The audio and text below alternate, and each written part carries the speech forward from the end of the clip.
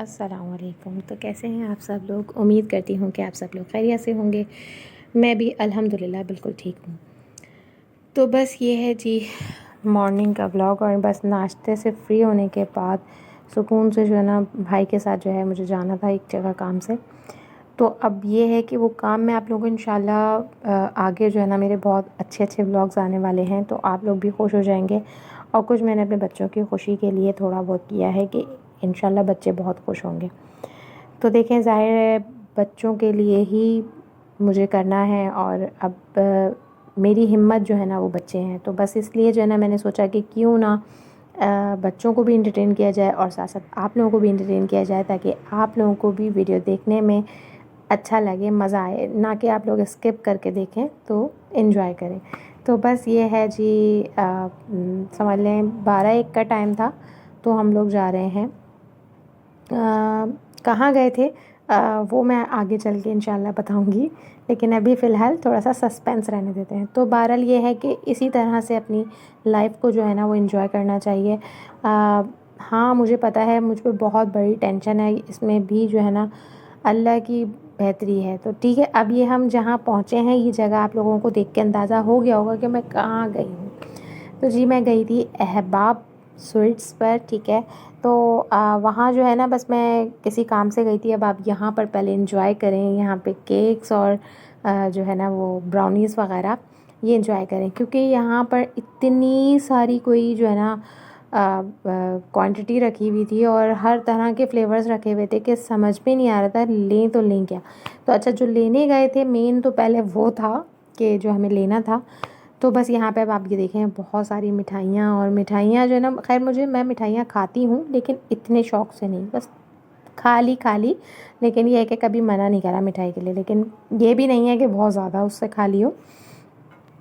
तो बहरहाल ये था, तो मैंने कहा कि चले मैं थोड़ी बहुत वीडियो बना लेती हूँ। और ये जी ये लेने गए थे हम वहाँ पर, क्योंकि मेरी भतीजी का जो है वो सेकंड बर्थडे थी। तो हम लोगों ने घर में बस छोटी सी बर्थडे उसकी सेलिब्रेट कर ली थी, केक कटिंग कर लिया था। तो बस ये उसको थोड़ा सा खुश करने के लिए, अभी छोटी है तो इसलिए। फिर उसके बाद जो है ना बैक टू किचन की तरफ आ जाते हैं। फिर हम दोबारा किचन में आ गए, और जो मैं यहाँ पर बना रही हूँ अंडे का सालन। तो अंडे का सालन बहुत आसान है। मैंने अंडे ले लिए हैं, साथ में अदरक लहसुन का पेस्ट है, टमाटर हैं, प्याज है। तो ये सब चीज़ें हैं। इनकी क्वांटिटी जो जो होगी ना वो मैं आपको डिस्क्रिप्शन में इंशाल्लाह ताला बता दूंगी, या फिर ये होगा कि मैं रेसिपी आपको साथ साथ गाइड करती रहती हूँ। तो मैंने लिए थे 3 टमाटर लिए थे, 3 अदद प्याज ली थी, और अदरक लहसुन का पेस्ट जो लिया था वो मैंने 2 से 3 चमचे लिए थे। साथ में यहाँ पे पिसी हुई लाल मिर्च ली थी, धनिया पाउडर लिया था, हल्दी बहुत चुटकी बराबर ली थी, और साबुत गरम मसाले में सिर्फ तेज़पत्ता, लौंग, काली मिर्च और बड़ी इलायची ली थी, बस दैट्स इट। इसके अलावा मैंने और कोई स्पाइस नहीं लिया था, ठीक है। अब ये साथ साथ जैसे जैसे मैं बनाती जा रही हूँ वैसे वैसे आप लोग रेसिपी को फॉलो कर लीजिएगा, तो इंशाल्लाह आप लोगों को परेशानी नहीं होगी बिल्कुल भी। तो बस ये है। तो यहाँ पर जैसे कि ये मैंने रख दिए हैं, अंडे बॉयल करने रख देने बस सबसे पहले, क्योंकि एक तरफ आप अंडे बॉयल कर रहे होते हैं, दूसरी तरफ आप मसाला बना रहे होते हैं, तो इस तरह आपका काम आसान भी हो जाता है और किचन में आपको कम टाइम लगता है। वैसे तो मौसम आपको पता ही होगा, कराची का गर्म चल रहा था, लेकिन अल्हम्दुलिल्लाह बारिशों के बाद से कुछ अच्छा हो गया है मौसम के। अब किचन में काम कर लिया जाता है। गर्मी होती है बट इतनी नहीं होती कि आप किचन में काम ना कर सकें। तो बैक टू रेसिपी।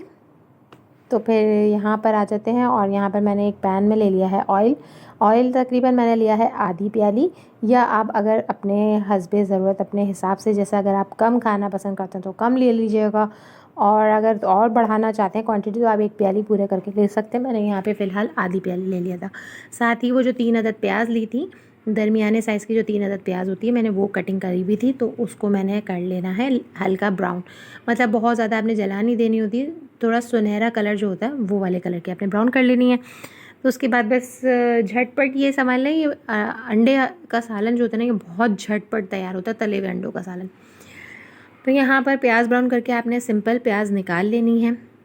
तो बस ये कि प्याज निकालने के बाद जो है फिर बाकी के आगे का प्रोसेस मैं आपको साथ साथ इसीलिए गाइड कर रही हूँ, ताकि आप लोगों को किसी भी किस्म की कोई परेशानी ना हो, और साथ साथ रेसिपी आप फॉलो करते रहें।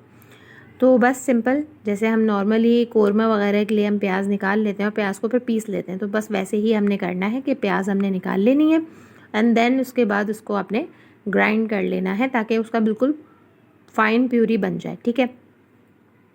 तो बस ये सेम ऐसे ही आपने करना है। प्याज मैंने अब निकाल लेनी है। इसके बाद मैंने वहाँ पर क्या करना है मैं आपको वो बता देती हूँ साथ साथ।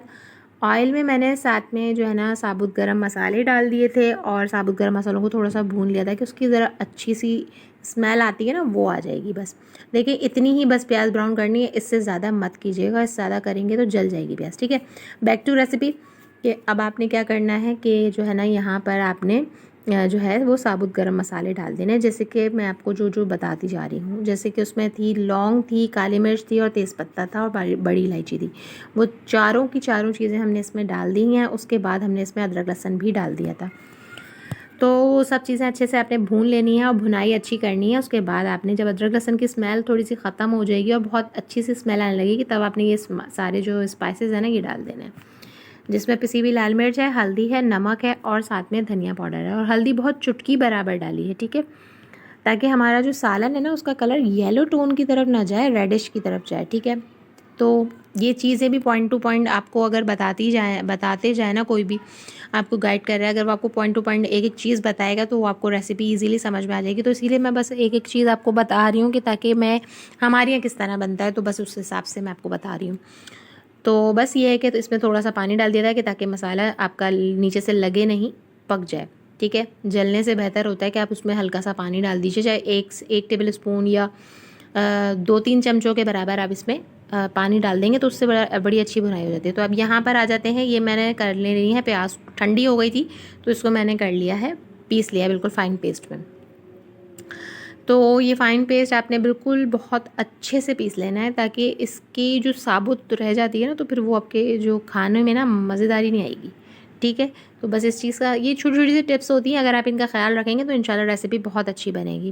बिल्कुल कोई मसला नहीं होता, कोई इतनी मुश्किल चीज़ें नहीं होती, बस ये होता है कि पॉइंट टू पॉइंट आपने उसे फॉलो करना होता है, सारी बात ये होती है। ठीक है, तो यहाँ पर जो है ना बस अब मैं यहाँ पर इसको पीस लूँगी बहुत अच्छे से। तो बस बताने का मकसद ये होता है कि एक एक चीज़ आप लोग बहुत अच्छे से समझ लें। ठीक है, तो बस अब यहाँ पर ये बिल्कुल फ़ाइन पेस्ट पिस चुकी है और इसको बस मैं जो है ना साइड में रख दूँगी। इसका काम हो गया ख़त्म। अब यहाँ पर आ जाते हैं हम अपने प्याज की प्यूरी निकाल ली। ठीक है, अब इसके बाद हम आ जाते हैं अपने सालन की तरफ, जो कि जिसका मसाला बहुत अच्छे से भुन चुका है, ये आपके सामने है। ठीक है, आप कलर वगैरह देख लीजिए कि रेडिश टोन पर है, येलो टोन पर नहीं है। ठीक है, उसके बाद इसमें आपने डाल देने हैं टमाटर, जो कि हमने कटिंग करके रखे हुए थे, 3 अदद टमाटर मीडियम साइज़ के। लार्ज साइज़ का होगा तो आपने जो है ना उसे फिर 1 या 2 बहुत होते हैं लार्ज साइज़ वाले। मेरे पास ये दरमियाने साइज़ से थोड़े से छोटे थे तो मैंने 3 ले लिए थे। अगर दरमियाने भी हैं तो तब भी 3 काफ़ी हैं, आपकी ग्रेवी अच्छी बन जाएगी। तो बस आपने इस तरह कर लेना है। अब ये होता है कि हम अब थोड़ा बिज़ी होते हैं तो कभी कोई चीज़ अगर स्किप हो जाती है तो मैं उस चीज़ को जो है ना बता दूंगी कि अगर कोई चीज़ स्किप हो गई है, क्योंकि मैं अब आपको पता है मैंने छोड़े हुए मुझे थोड़ा टाइम हो गया, लेकिन ये कि फिर भी कोशिश ये होती है कि एक एक पॉइंट टू पॉइंट मैं आप लोगों को एक एक चीज़ बता दूँ, तो वो ज़्यादा अच्छा रहता है, ताकि आप लोगों को भी मज़ा आएगा रेसिपी देखने में। जब आप रेसिपी देख रहे होते हो तो फुल रेसिपी आपको मिले तो बहुत अच्छा रहता है। तो यहाँ पर अंडे भी इतनी देर में बॉयल हो चुके थे, तो बस वो अंडों को छील लेंगे और छील कर जो है ना इनका छिलका वगैरह उतार के इनको साइड में रख लेंगे, क्योंकि इनको आपको पता ही है कि हल्का सा ऑयल में हम इनको तल लेंगे। ठीक है, बाज़ औक़ात जो है ना बोलते बोलते भी जो है ना वो सांस फूलने लगती है और मैं भूल जाती हूँ कि मुझे बोलना क्या था। तो ये वाली बात है। तो खैर ये ना सबके साथ आई थिंक हो जाता है ऐसा। खैर इस चीज़ को थोड़ा सा इग्नोर कर दीजिएगा, इस चीज़ को जो है ना। तो खैर यहाँ पर वापसी आ जाते हैं रेसिपी की तरफ। अब मैंने अंडे तल लिए थे और अंडे तलकर अब इसमें वापसी डालना शुरू कर दूँगी, ताकि इससे होगा कि थोड़ा सा इसमें भी अंडे पक जाएंगे।